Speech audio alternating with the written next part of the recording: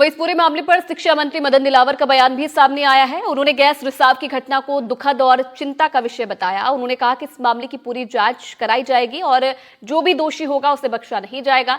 यदि कंपनी की लापरवाही से गैस रिसाव हुआ है तो कंपनी के खिलाफ भी कठोर कार्रवाई की जाएगी।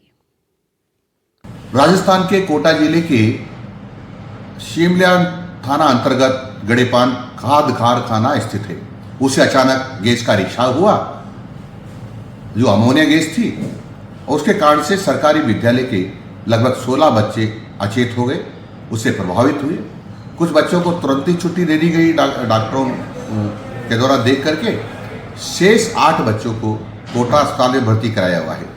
चिंता की कोई बात नहीं है और मैंने सभी जिलाधिकारियों को जो संबंधित हैं, जैसे चिकित्सा विभाग है, जिला प्रशासन है और शिक्षा विभाग के अधिकारी को निर्देश दे दिए हैं कि उनको ठीक प्रकार से देखभाल करें।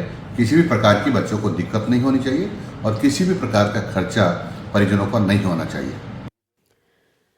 किसानों को संबल प्रदान किए जाने के लिए सरकार ने समर्थन मूल्य घोषित कर रखा है। समर्थन मूल्य पर खरीद करने के लिए तोल केंद्र बनाए जाते हैं, जिसके आगे माल की तुलाई होकर लोगों तक पहुंचती है। लेकिन इन्हीं तोल केंद्रों और वेयर हाउस के बीच कुछ ऐसे घोटाले अंजाम दिए जाते हैं जिसमें किसानों के हिस्से का लाभ किसानों के हाथ से निकलकर भ्रष्टाचारियों की जेब में चला जाता है।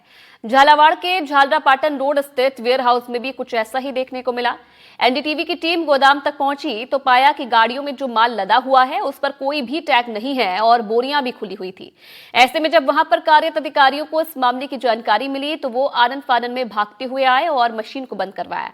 वेयर हाउस के अधिकारियों ने जब पूरे मामले की पोल खुलते देखा तो वो बौखला गए और गुस्से में आ गए और कैमरामैन का मोबाइल झपटने का प्रयास करते हुए कैमरा बंद करने और वहां से बाहर निकालने की धमकी देने लगे।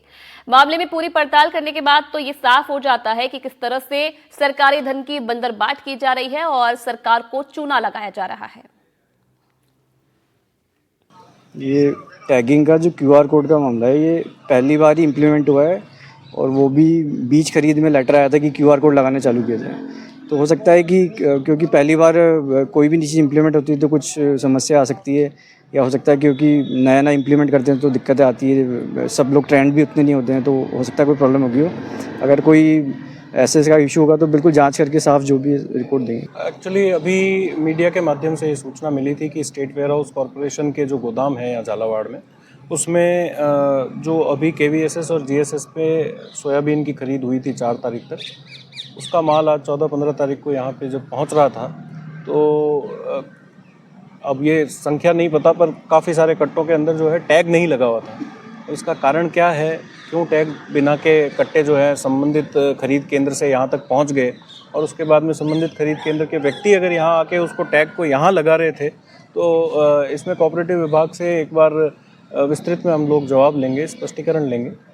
जो जिम्मेदार अधिकारी हैं वो हमें बताएं कि आखिर इसमें प्रोसेस के अंदर वेयर इज़ द लैकुना। इस जानकारी में आया कि कुछ एक ट्रक था जिसमें कोई टैग वगैरह नहीं कुछ कट्टों पे थे, तो वो सर्वेयर ने मना कर दिया था खाली करने से। तो सोसाइटी वालों ने यहाँ आके कोई जो वो टैग लगवा रहे होंगे, जो छूट गए होंगे, तो वो हमारी जानकारी, जैसे हमारी जानकारी में आया कौन लगवा रहा था टैग, वहाँ पॉइंट पे सोसाइटी वाले स्वयं लगा रहे होंगे यहाँ पर आके। तो वो तो उसको जो जैसे मुझे जानकारी हुई तो हमने रुकवा दिया।